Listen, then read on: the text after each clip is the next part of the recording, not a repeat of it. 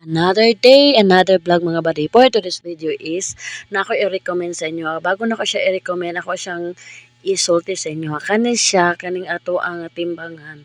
Kung pila imong gibutang nga bugas, pag tan-aw nimo mao gyud siya ang mugawas.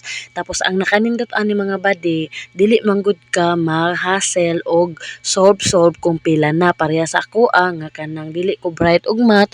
So dili na ko kailangan kuan solve sa ako ang calculator or magkuan pa ko mangita pa sa calculator kung pila na siya tanan.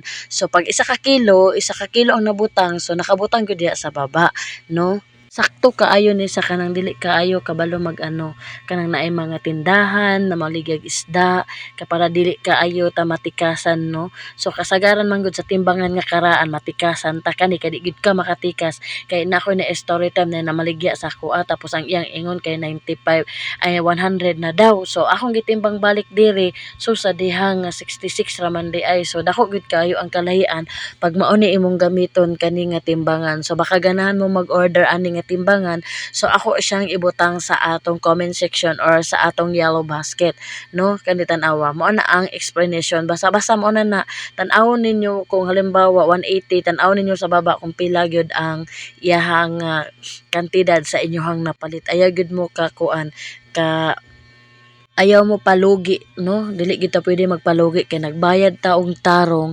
dapat hatagan pud ta og tarong sa atong napilitan, no? So for today's video, basta mo na ako mga explanation. So kani pod ako ang ako ang unsa na silupin nga monog sige na ko siya i-flex.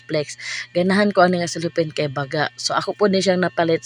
Baka ganahan mo mag-order ani, ibutang ra pod nako sa comment section ang ato ang kuan link ani, baka ganahan mo mag-order ani nga silupin. Di kay ni siya sa kanang mamaligyag isda or mamaligya og bugas, tanan basta baski unsa mga gulay ug mga grocery, bagay kay ni siya gamiton kaayo kaning silupinan ni. So ang ato ang kuan kanang timbangan sa gyud ang balik ta sa timbangan nga nakaabot man ta sa silupin. So ang timbangan ganahan kay kuan ni, no? Tungod kay dako kani siyang tabang sa ako kani nga silupin, kay kung wala ning kuan timbangan malugi ang ako ang customer niya, mas malugi pug ko, no? So kay di man kay ko kabalo magamit atong timbangan nga karaan, so kani ako ang gigamit. So nice kay siya gamiton mga palangga, so mao na ako mai-recommend sa inyo mga palangga, no? Kani nga video na gyud nako siya gi-edit mga palangga kay nag-ano man gud ko ana, nagputos ko og bugas nga kanang tag isa ka kilo ba para diretso na lang hatag, o di ba daghan ang isa ka kilo. Kung ako mamalit sa ubang tao sa ubang tindahan, ang isa ka kilo gamay kaayo, kani laging timbangan nga karaan dili kay ta kabalo mo tan-aw ba may okay na isa na ka kilo nya dili pa day isa ka kilo, no?